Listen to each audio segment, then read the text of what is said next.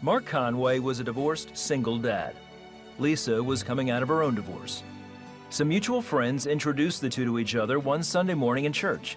1 year later, they married. At the time, Mark was making good money running his family's monument business. But soon, he felt he needed a change. I was good at what I did, but I just wasn't satisfied. I wasn't fulfilled. I was a little taken aback by it and a little afraid because we had a lot of responsibility. Mark sold his family's business and then landed a job as a financial advisor in an investment firm. But Mark began having trouble at his new job earning enough money to support his family. They pay you a small salary. It's just enough to live. And then that salary eventually goes away, and then you're on your own by what you produce. Before long, the Conways were in serious financial trouble. I felt like I was in the middle of an ocean. I was looking at a life raft. It got to the point that we had to put our house for sale, and I don't know where we thought we were going to live. There was just, the money was going and almost gone. Even though they were struggling, the Conways wouldn't stop tithing off the little income they made. And we put Malachi 3:10 on our computer screen to remind us, and it talks about bring the whole tithe into the storehouse so that there will be food in his house. And he says, test me and see if I will not open the windows of heaven and bless you. And we stood on that promise. And every day, the Conways prayed for a miracle. As 700 Club viewers, they had watched stories where couples laid hands on their bills. Mark and Lisa did the same. And then one day, the couple saw something else on the program. Pat comes on and says, you know, there's someone out there that needs a financial miracle. Now, right now, I believe God wants to do a financial miracle in people's lives. There are many of you who are hurting financially.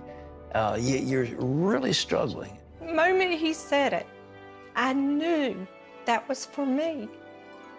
I got up and I just prayed and I just claimed it. It wasn't long after that prayer that things began to change. Within 2 hours, Lisa was offered a teaching job. And shortly after, Mark got a call out of the blue.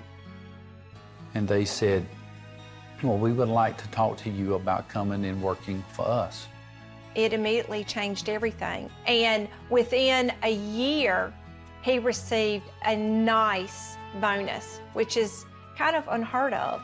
And there again, in the natural, it didn't make sense. But we knew that was God. The new job gave Mark a steady income with a hefty raise. And while they did eventually sell their house, it wasn't because they had to downsize. It was because they were now moving into their dream home, twice the size of their last. God is faithful. He has been so faithful to us, and there is no reason why we should be where we're at today other than God. That's the only explanation.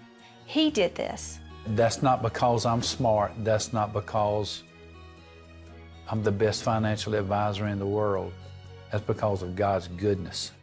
Mark is now a senior vice president at the company that cold called him those years ago. And the Conways are bringing home 6 times more than they did before Mark changed careers. In fact, their giving today is more than what their annual salary used to be. And the Conways say that giving is the key to their success.